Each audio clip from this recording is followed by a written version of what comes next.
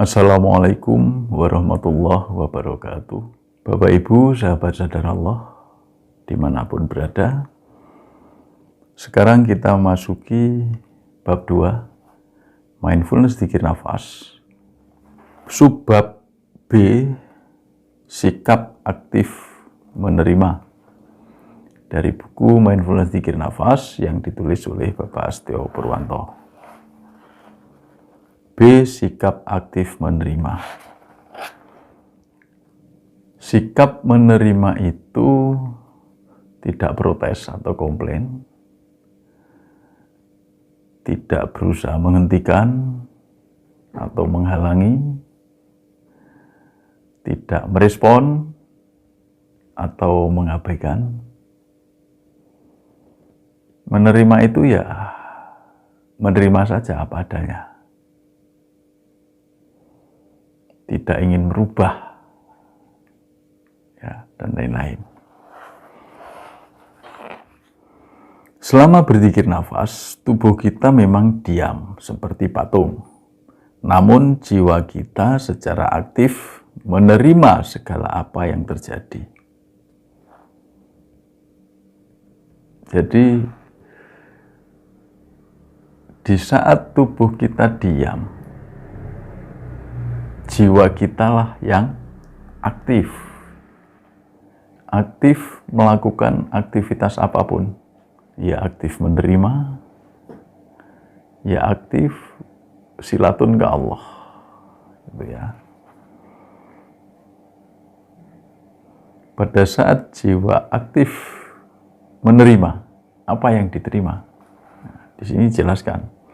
Pertama adalah menerima sensasi fisik seperti gatal, pegal, kesemutan, pergerakan di dalam tubuh seperti ada hewan yang bergerak atau sensasi lainnya. Sensasi fisik ini tidak boleh kita respon. Artinya ya diabaikan saja. Tugas kita selama berzikir nafas adalah aktif menerima dan menerima. Ridho dengan apapun yang terjadi dan muncul selama latihan. Pada saat berzikir nafas, kita diam. Oh kok gatal-gatal, jangan digaruk-garuk. Tahu-tahu ada kayak serangga masuk dalam telinga, jangan digini. Udah abaikan saja, disadari saja, terima saja, jangan direspon atau abaikan. Karena itu semua godaan. Jadi anggap aja nggak ada. Walaupun memang ada sensasi itu ya. Kedua adalah menerima pikiran. Ketika kita berzikir nafas, pikiran mulai untuk berpikir macam-macam. Sesuatu yang sebelumnya tidak kita pikirkan, menjadi terpikirkan. Pikiran kita seperti tidak mau berhenti untuk memikirkan banyak hal. Ketika hal itu terjadi, sikap kita adalah aktif menerima dan bukan pasif menerima. Menerima pikiran yang gerambiang, kurung buka melayang kemana-mana atau tidak fokus, kurung tutup. Sikap yang harus dilakukan tidak sekedar menerima, tapi menerima secara aktif. Dengan sengaja dan kesadaran penuh, kita terima pikiran yang melayang-layang tak tentu arah itu.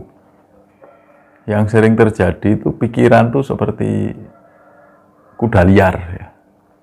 Seperti kuda liar.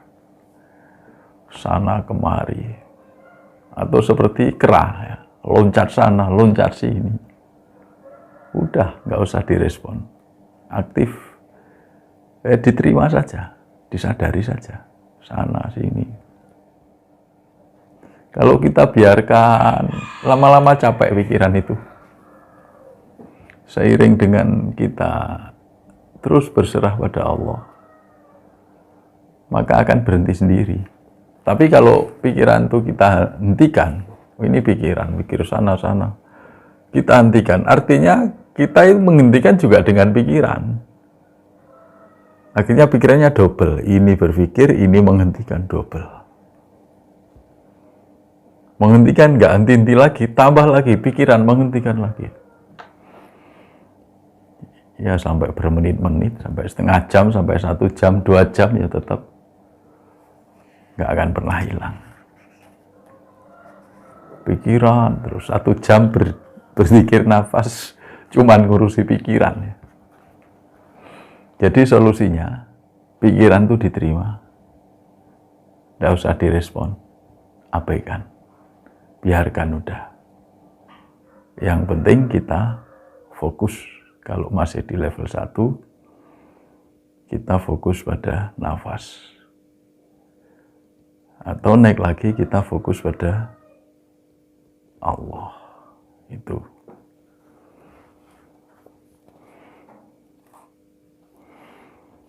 Ketiga, menerima perasaan. Pikiran kadangkala melayang ke masa lalu, mengaduk-aduk perasaan kecewa, marah, trauma, takut, dan lainnya. Tugas kita adalah menerima perasaan itu, tidak berusaha lari atau terhanyut dalam perasaan, dan hanya menerima perasaan tersebut tanpa memberikan respon apapun.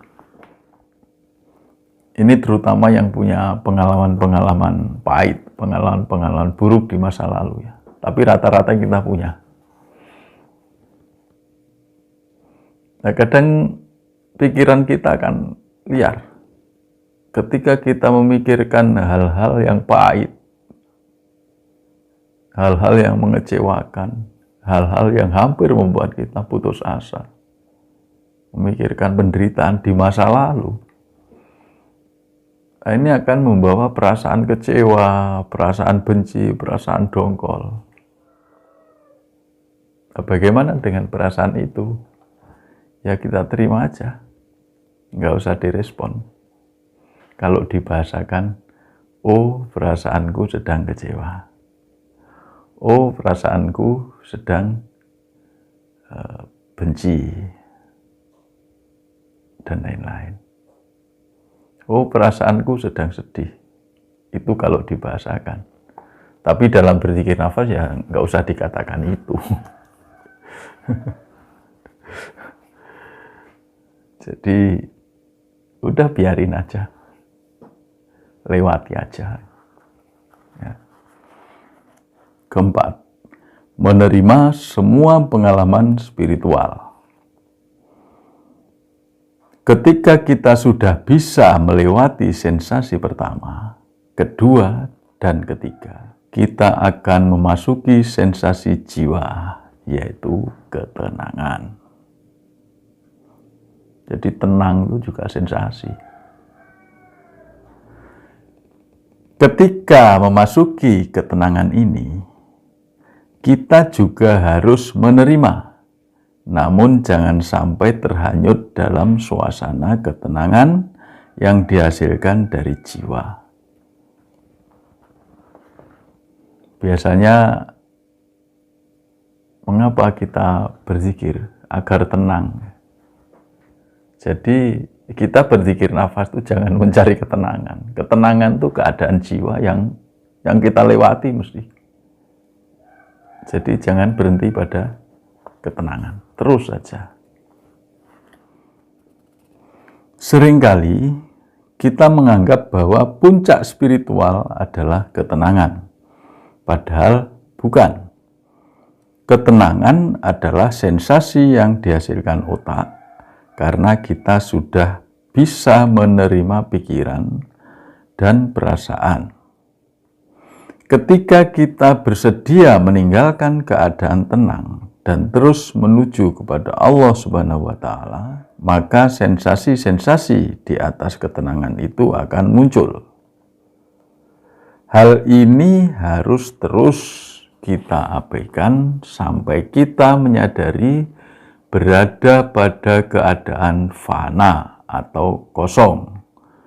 Namun, keadaan kosong ini pun harus kita tinggalkan sampai kita mencapai keadaan yang tidak dapat kita definisikan.